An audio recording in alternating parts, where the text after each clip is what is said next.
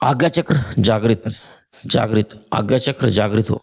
बस यही आपको कहना है और धीरे-धीरे आपका आज्ञा चक्र जागृत होना शुरू हो जाएगा।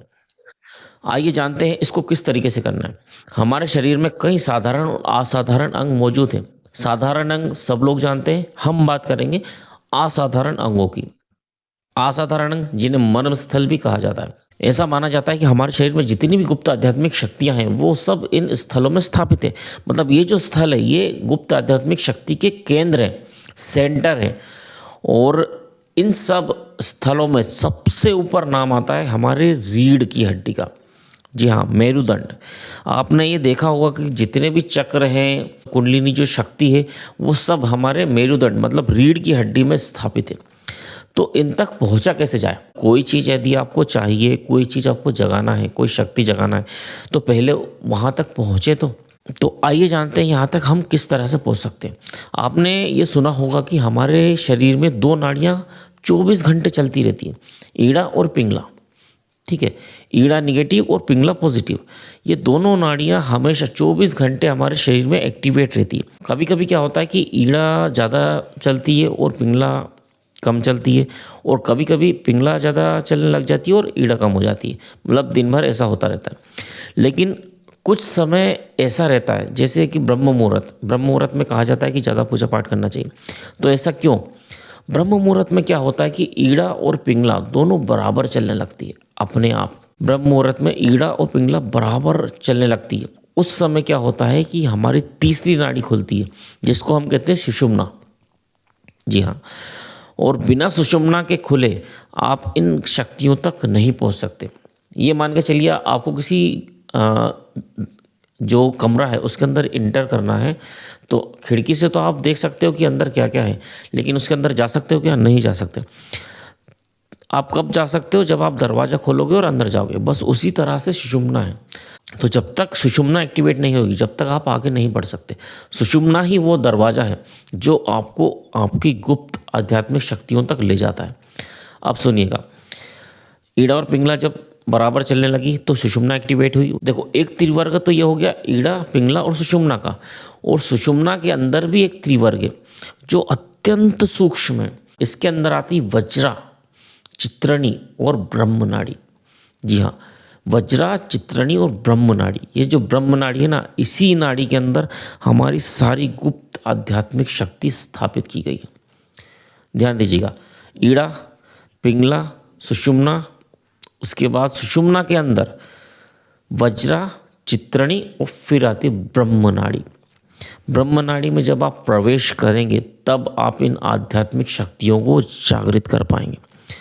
तो इसको जागृत करने का क्या तरीका है वो हम अभी जानेंगे। तो आइए जानते हैं ब्रह्म नाड़ी तक कैसे पहुंचा जाए। किसी भी स्वच्छ स्थान पे आप स्वच्छ होकर बैठिए और सबसे पहले ओम का उच्चारण आप कर सकते हैं ताकि मन को शांत किया जाए, है ना। ओम का उच्चारण आप कीजिए, ओम। ब्राह्मरी आप कर सकते हैं, ओम। ठीक है, जिस भी तरीके से आपका मन शांत हो, पहले मन को शांत करना है। उसके बाद एक माला आपको गायत्री मंत्र की करना है, वो सब मैं बताऊंगा कि क्यों करना है। अब माला को रख दीजिए और सब चीज़ छोड़ दीजिए, सब चीज़ भूल जाइए, एकदम मन को शांत कीजिए। अब वो जो माला आपने करी थी एक, उससे क्या होगा कि यहाँ पे तेज आएगा, गायत्री माता का तेज, गायत्री की शक्ति यहाँ पे स्थापित रहेगी। अब क्या करना है, अब पूरा जो मन है आपको पूरा कंसंट्रेशन यहाँ पे लाना है ना। एक गायत्री की शक्ति यहाँ पे मौजूद है, ये आपका मन आया, इसको इसके अंदर प्रवेश कराना है। ठीक है, प्रवेश हो गया। प्रवेश हो गया मतलब ये जो आग है, आग के अंदर आपका मन गया और ये भी आग की तरह गोला बन जाएगा, एक आग का गोला बन जाएगा। जब आपका मन आग का गोला बन जाए तब आपको यहाँ से उठा के इसको यहाँ ले जाना है पीछे। और ये जो स्थान आप देख रहे हैं, ये यहाँ से अगर एक डंडा डाला जाए तो पूरा सीधा जो जाएगा वही ब्रह्म नाड़ी। तो यहाँ से आपको उस मन को अंदर प्रवेश कराना, यहाँ तक लाना है जो आज्ञा चक्र का स्थान है। मतलब यहाँ से दोनों तरफ से देखा जाए तो यह आज्ञा चक्र का स्थान है सेंटर में। बस आज्ञा चक्र के अंदर उसको प्रवेश कराना। ये ध्यान करना है कि आज्ञा चक्र में वो जो आग का जो गोला है, जो हमारा जो मन है, वो प्रवेश कर चुका है। एक शक्ति तो ये हो गई, और दूसरी शक्ति हमको लेना है सूर्य की शक्ति, सविता की। सविता की शक्ति हमारे अंदर प्रवेश कर रही है, यहीं से प्रवेश कराना, क्योंकि ये स्थान है, यही वो रास्ता है जहाँ से शक्तियाँ प्रवेश करेगी। तो सूर्य की शक्ति भी यहाँ से हमारे अंदर प्रवेश करके आज्ञा चक्र तक जा रही है। ये दोनों शक्तियाँ मिल रही है आज्ञा चक्र के केंद्र में। और फिर बोलना है आज्ञा चक्र जागृत हो, आज्ञा चक्र जागृत जागृत। ये ध्यान करना है, सब कुछ भूल के, कोई दूसरा विचार नहीं आना चाहिए। और पूरा मतलब ये इस चीज़ पे डिपेंड करता है कि आपका कंसंट्रेशन कितना पावरफुल है। यदि आपका जो ध्यान है बहुत ज़्यादा पावरफुल है तो आपको बहुत जल्दी इसके रिजल्ट मिल जाएंगे। मतलब ऐसा माना जाता है कि 1 महीना लगता है किसी भी चक्र को जागृत करने में। तो 1 महीने में यदि आपने जागृत कर लिया तो आप मतलब आपका जो ध्यान है बहुत ज़्यादा पक्का है। नहीं तो 6 महीने, साल भर आपको बहुत ज़्यादा समय लगेगा जब तक आपका ध्यान इतना मजबूत ना हो जाए कि उस चक्र को जगा दे। तो ये एक तरीका है।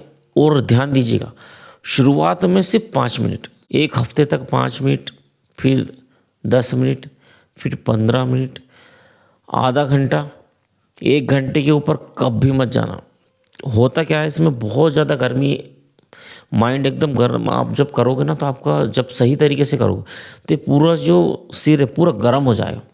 मतलब इतनी ज़्यादा शक्ति आपके अंदर आ जाएगी, आपका सिर दुखने लग जाएगा, आपको एकदम गर्मी महसूस होने लग जाएगी। अब इसमें अगर यदि आपने बहुत ज़्यादा कर लिया, उनको ऐसी चीज़ें दिखने लग जाती जो है नहीं। जब गर्मी बढ़ती है ना दिमाग के अंदर, तो वो चीज़ें महसूस होती कि यार कुछ है नहीं, फिर भी यार कुछ दिख रहा है, ऐसा होता है। तो वो चीज़ आपके साथ ना हो तो आप इसको धीरे धीरे बढ़ाइए। ऐसा नहीं कि आज ही बैठे और 1 घंटा बैठ गए, ऐसा नहीं।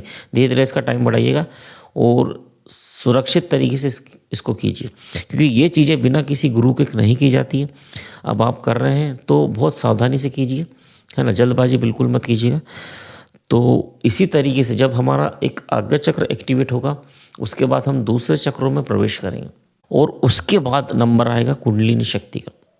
तो सबसे पहला जो हमारा फोकस है, पहला जो हम काम करेंगे वो आज्ञा चक्र को जगाने का करेंगे।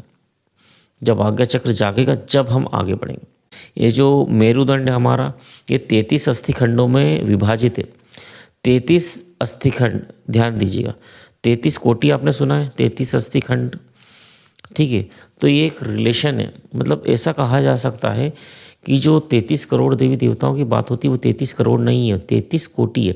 33 कोटि मतलब 33 टुकड़े, 33 टुकड़े ऐसे जिनके अंदर देवताओं की शक्तियाँ हैं।